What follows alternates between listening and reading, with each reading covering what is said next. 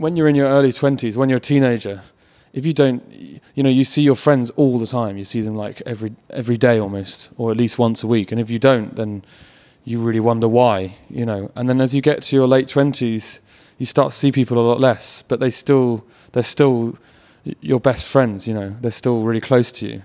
So it's weird how that relationship changes. And then when you see them again, you just pick up from where you left off. It's like you haven't been away, you haven't been apart.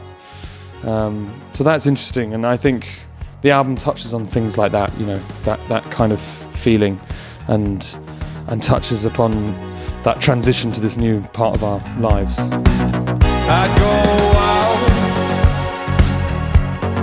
ride out for a heart in a heartless town. I think the amount of time we had off after Big TV was really impactful and really helpful for us on this record. We've been writing and playing music and touring and everything else for 8 years since we started pretty much. And we didn't really take a big chunk of time off in that time. So when we finished touring Big TV, it was great to take some time to ourselves and kind of be normal for a little while.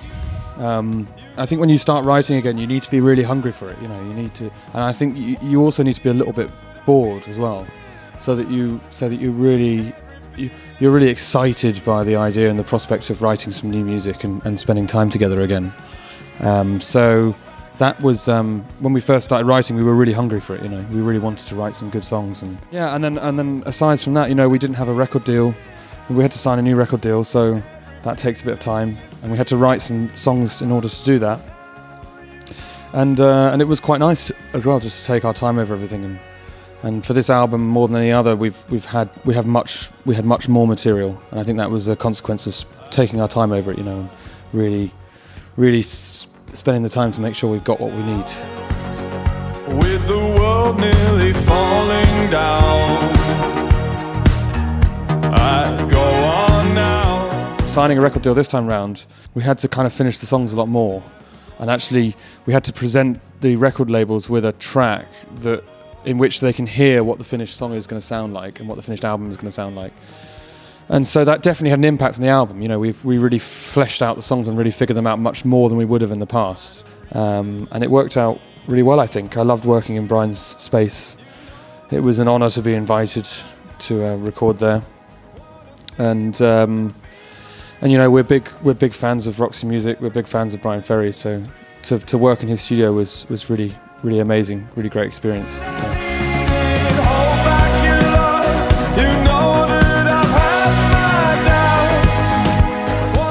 We were very lucky that a long-time collaborator of White Lies, a friend of ours called Ed Buller, who's produced 2 of our records before, was available when we were recording, because he has a real amazing, intense knowledge of synthesizers and synthesis in general.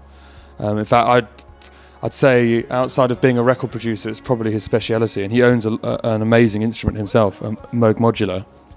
So he came and helped us, and he helped program all of the instruments, and actually helped us to decide which instruments, which synthesizers are actually worth using. Because there's a lot of Brian Ferry has a lot of instruments, and not all of them are necessarily amazing.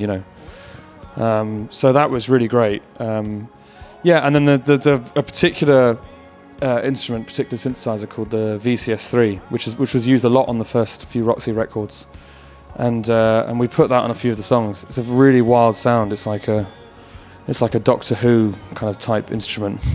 Like you could make a lot of sound effects on it. You can't really. I mean, you can play it, but it's not really an instrument you play in a traditional sense. It's just for kind of making wild noises and crazy sounds. And it made it onto a couple of the tracks that we recorded in the album sessions, but they didn't actually end up on the record. Although there are bonus tracks on some versions of the album, I think. But yeah, for him playing that instrument, he said it was like playing Mozart's piano, because he's such a big Roxy music fan, that to get his hands on that instrument that Brian Eno had played on those Roxy records was a real experience for him, I think, and it was really good fun.